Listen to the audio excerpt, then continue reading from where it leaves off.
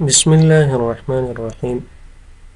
نن چې د سم اف او کاونټ اف فنکشن وایو په اکسل کې او عملی کار پکوو، عملی مثال فرضاً میاشتنی راپور جوړوي د کارمندانو، ته وایي چې مجموعه د کارمندانو ما سره څومره معاش شو، همدارنګه تعداد یې څومره دی. نو دې لپاره موږ کولی شو چې د سم اف او کاونټ اف فنکشن استفاده کړو. لکه مثال سره زه هم دې ځای نه موږ سره دا جدول دی د کارمندانو، او دلته چې دی غواړو کارمندان دي، ډاکټران څومره دي معاش یې، مجموعه معاش یې څومره دی او تعداد یې څومره دی. راځو دلته فنکشن کارو. داسې لومړی خو راځو سم اف ته. سم اف به ولیکو equal سم اف ټیب به لومړی راځو رینج ته. زه غواړم چې دغه رینج راواخلم، دا به ورته ټول سلیکټ کړو کاما. اوس وایي کرایټیریا. کرایټیریا کې به موږ ورته دنده یا د نوم لیکو چې ډاکټر راخلو که انجینر. لومړی موږ ډاکټر راخلو، دلته به ورته ولیکو چې ډاکټر، بیا به ډبل کوډ بند کړو. بیا دلته کرایټیریا پسې وایي سم رینج، کاما به ولګو سم رینج. سم رینج کې به دا معاش ورته انتخاب کړو ټوټل، او دا به انټر کړو.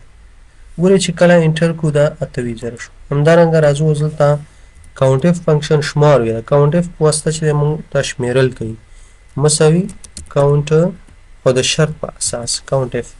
دلته راځو لومړی رینج راخلو، زموږ رینج دغه دی کاما. څوک شمیري؟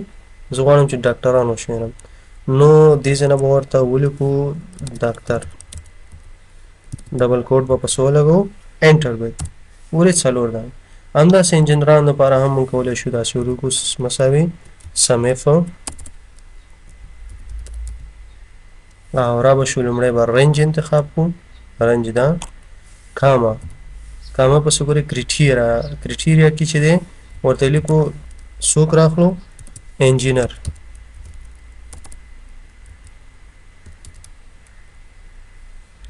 او ډبل کوډ به ولګئ او کاما. اوس راځو سم رینج کې چې دی دا معاش چې کوم دی دا مجموعه راخلو، انټر. ګورئ دلته انجینرانو معاش موږ سره 18,000 شو. راځو اوس دلته چې آیا 18,000 دی که نه. ګورئ یو انجینر دا دی 2,000 معاش شو، بل انجینر 6,000 شو، همدارنګه بل انجینر دا دی 10,000، نو 18,000 شو. اوس راځو تعداد ته مساوي کاونټ اف. راځو رینج چې دی زموږ دا دی، څوک راخلي شمیریا، کاما، ډبل کوډ، انجینر، ډبل کوډ به ولګوو، انټر به. 3 دانې انجینران دي.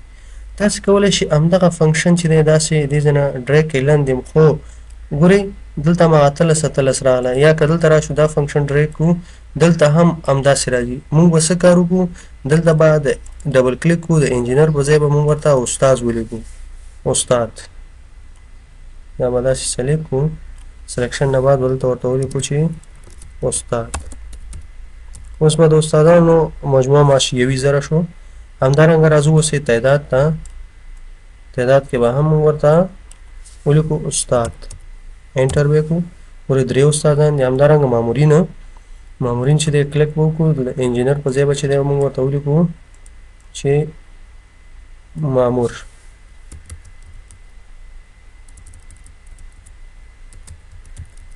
انټر یې کړئ.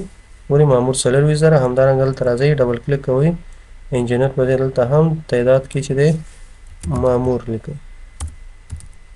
انټر یې کړئ. ګورئ اوس که چېرته مونږ په دې کې تغیرات راولو، فرضاً د ډاکټر معاش دی دا 1000 دی، زه دې کې تغیرات راوړم، مثال دا 15,000 کوم. تاسې وګورئ په مجموعي معاش کې به څنګه تغیر راځي. تغیر راغی. یا دا استاد دی، ته وایې چې دا بدلومه ډاکټر ته، نو که دا انټر کړو تاسې اوس وګورئ ډاکټرانو په تعداد کې به چې د زیاتوالی راشي او د استادانو نه به کم شي. استادان 2 شوله او ډاکټران چې دی هغه 15 شوله. هغه هم چې دی معاش کې تغیر راغی. نو په دې طریقې سره موږ کولی شو چې د سم اف فنکشن په واسطه د کارمندانو معاش را مجموعه کړو، او همدارنګه د کاونټ اف په واسطه چې دی د هغوی تعداد را جمع کړو چې مطلب څو تنه کارمندان دي. نو دا د کاونټ اف او د سم اف عملي استعمال په اکسل کې. هیله ده چې پوه شوي یاست.